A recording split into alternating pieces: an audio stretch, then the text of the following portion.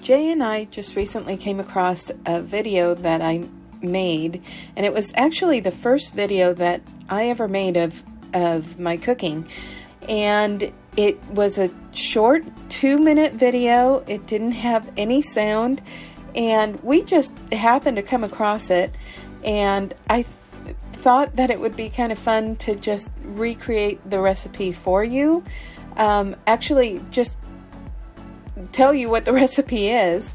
I think later on I'll make my version of my dad's chicken, and then see which you prefer. I think my husband Jay actually prefers my version to his grandmother's fried chicken, but this is the one he grew up with and loved for his entire youth. So here we go. And what I'm doing here is that I'm obviously putting chicken in a bowl. The recipe itself is for the egg mixture. I put a half a cup of buttermilk, 6 large eggs, 1 teaspoon each of salt and ground pepper.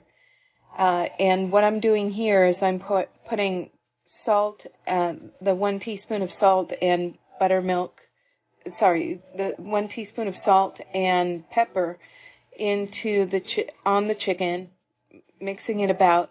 And then for the flour mixture, it's 4 cups of flour, 1 tablespoon of paprika, 1 tablespoon of onion powder, 1 tablespoon garlic powder, a teaspoon each of salt, ground black pepper, and it can be put into a Ziploc bag or in a bowl.